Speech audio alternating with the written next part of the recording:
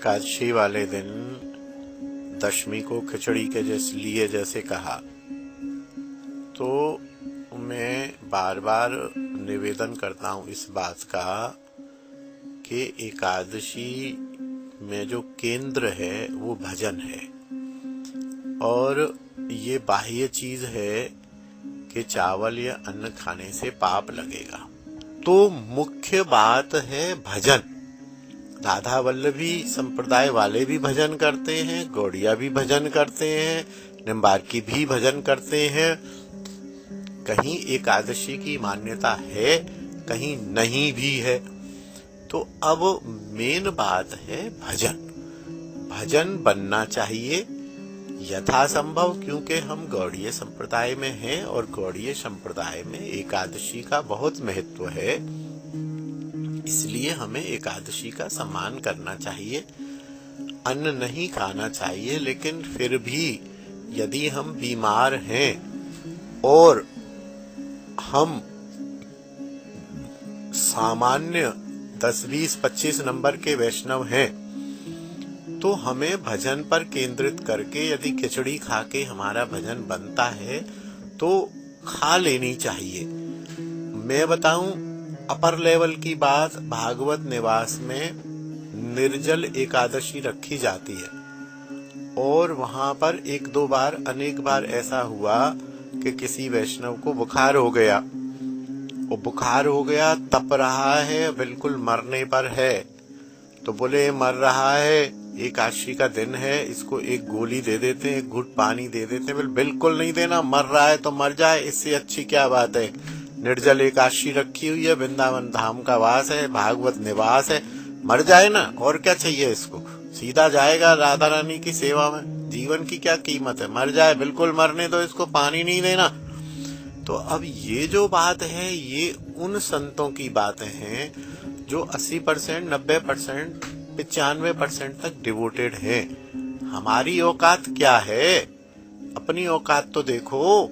अभी फेशियल कराने का मन तो हटा नहीं। तो अपने लेवल से आपकी जो स्थिति है, हमारी जो स्थिति है, मेरी भी, मैं भाषण जरूर दे रहा हूं लेकिन मैं आपसे भी गया गुजरा हूं, ये समझ लीजिएगा आप। केवल कुछ पुस्तक पढ़ के ज्ञान हो गया है, आचरण मेरा आप लोगों से बहुत न्यून है। इसलिए भजन पर केंद्रित करिए। भजन में जो भी सहायक हो उसको कर लीजिए, क्योंकि यदि आप भूखे नहीं रह पाते हैं तो भूख ही भूख रोते रहेंगे, दिन भर आपसे भजन नहीं होगा।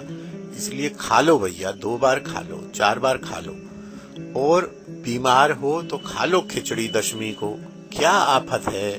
भजन बने, किसी भी प्रकार से भजन बनना चाहिए। और ये आपद धर्म भी है। इसका अर्थ मैं कह रहा हूँ खिचड़ी खा लो तो ये सामान्य परिस्थिति में सबको अलाउ नहीं कर रहा हूँ। ये केवल उसको अलाउ कर रहा हूँ कि जो मर रहा है, जिसको बुखार है, जो रोटी खा नहीं सकता है, जो कुटू खाएगा तो और मरेगा, खांसी होगी और तकलीफ होगी, जो 4 माला करेगा वो भी नहीं होगी। और खिचड़ी खाने से यदि 4 की 6 माला होती है तो खा ले खिचड़ी। ये उसके लिए है, ये आपद धर्म है, ये सबके लिए नहीं है। और ऐसे भी एकादशी से छूट की बातें भी हैं। जैसे घर में लड़की या लड़के की शादी हो तो उस दिन एकादशी व्रत छोड़ा जा सकता है। जिस दिन घर में मृत्यु हो जाए उस दिन एकादशी व्रत छोड़ा जा सकता है। यदि हम सफर में हैं, ट्रेन में हैं, यात्रा में हैं, यथासंभव कंप्रोमाइज किया जा सकता है। कंप्रोमाइज का अर्थ ये है कि आप जितना कर सकते हैं कर लें, लेकिन अब पता चला कि एकादशी समाप्त हो गई, ट्रेन लेट हो गई, गाड़ी 4 घंटे लेट है, खाने को कुछ मिल नहीं रहा है, जान निकली जा रही है, भजन हो नहीं पा रहा है, तो खा ले यार एक समोसा, आफत क्या है, भजन होना चाहिए। तो इसलिए भोजन पर केंद्रित इसलिए करना है कि भजन में बाधा ना हो, और भोजन के कारण ही भजन में बाधा हो रही है तो भोजन सेकेंडरी है, वहां हमें कंप्रोमाइज कर लेना चाहिए। इस बात को मैं बार बार कहता हूं और मेरे अनुमान से इसका प्रचार करना बहुत जरूरी है। इस बात को बार बार लोगों तक पहुंचाया जाए कि भोजन is not the important factor. भोजन के केवल 5 या 10 नंबर हैं। 10 नंबर कट जाएंगे। भोजन से कहीं ज्यादा इम्पोर्टेंट है रात्रि जागरण। भोजन से कहीं ज्यादा इम्पोर्टेंट है दोपहर में ना सोना। भोजन से कहीं ज्यादा इम्पोर्टेंट है टीवी सीरियल और गंदी चीजें ना देखना।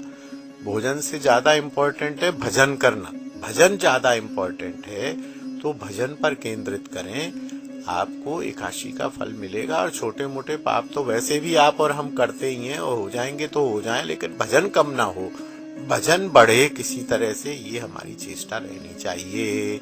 जय श्री राधे।